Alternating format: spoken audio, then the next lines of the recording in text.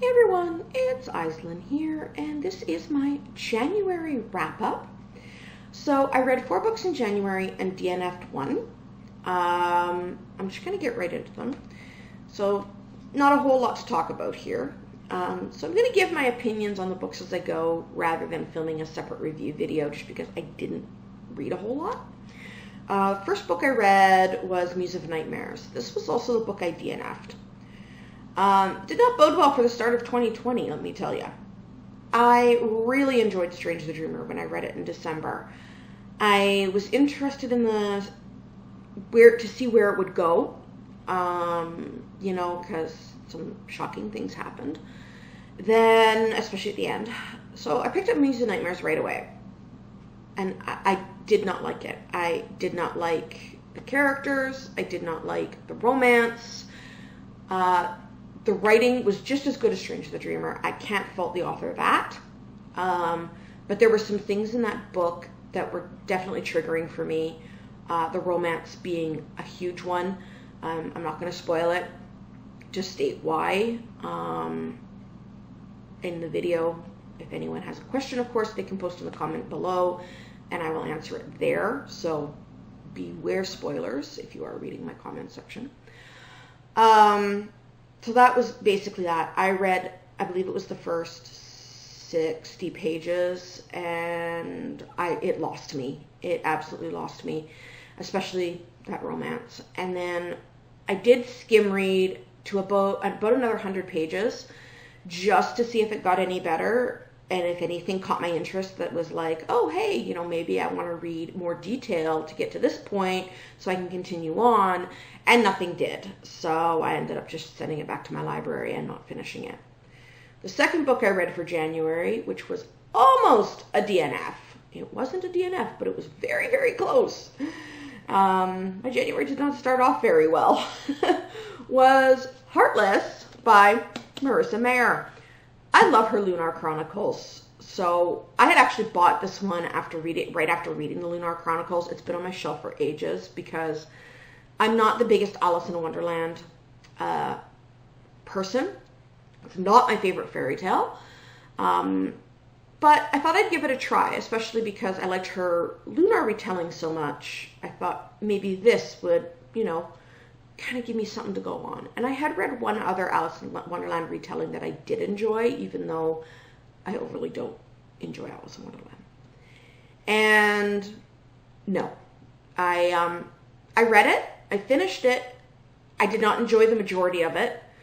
The writing was good, but the world building, the characters, especially after reading the Splintered series by A.J. Howard, which was the Alice in Wonderland retelling that I really enjoyed, like the reimagining, going into this one,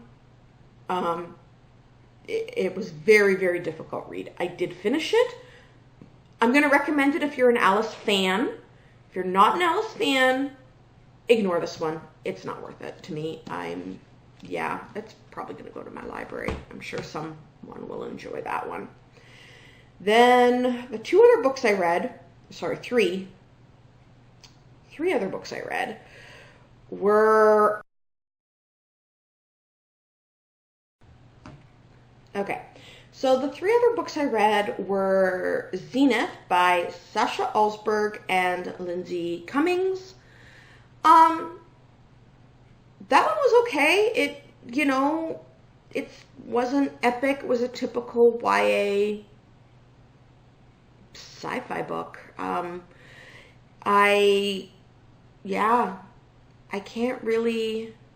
would have liked to see a little bit more complex characters in it, just because I think they were capable of that. They were this far off, and I'm losing my camera. Okay, let's try switching cameras. For whatever reason, my last camera seems to be sliding off the tripod, so I'm gonna have to figure that one out. Okay, where was I? Oh, Zenith. As I said before, I would like to see a little bit more complexity in the characters. I do believe the authors were good for that. a little bit more complex world building. I know there's a second book to this, and maybe that's coming. Maybe it's like a still in development kind of world. I personally, I'm on the fence on if I'm going to continue it or not. I mean, it was a 3-star read for me. So, and if I give a book 3 stars, it generally means that I enjoyed it. It's not a reread for me, but I did enjoy it. So I'm on the fence. I may or may not continue that. The second to last book I read was A Soul for Trouble. This was a romance book, which was supposed to be a romance that had fantasy elements. At least that's the way I understood it when it was recommended to me. And anything I read on it kind of read like that. And I was in a romance mood. Boy, was I pleasantly surprised, because that ended up being a very good fantasy book. Definitely hints of romance. It had the hated love triangle in it, which was interesting. But it was done very, very well. The characters were great. I actually switched over to the audiobook because I wanted that to be my commute read, and I loved the audiobook even more. So 4-star read, would recommend it, would read again. Then I read Hidden Fire by Elizabeth Hunter. Again, 4-star read. It's very heavy on the romance, but there is a mystery involved, and that is probably the most realistic vampire romance I have ever read. And I love that there was a large cast of characters, and they all played off each other very, very, very well. Probably my favorite character in that whole book was Grandma. I mean, I liked the 2 main characters and a bunch of the other side characters too, but Grandma was probably my favorite, and I look forward to see if she's in any of the other books. It is, I believe, a 4 or 5 book series, so I'll be continuing on with it for sure. That one, again, it was one of my commute books, so I both physically read it and had the audiobook.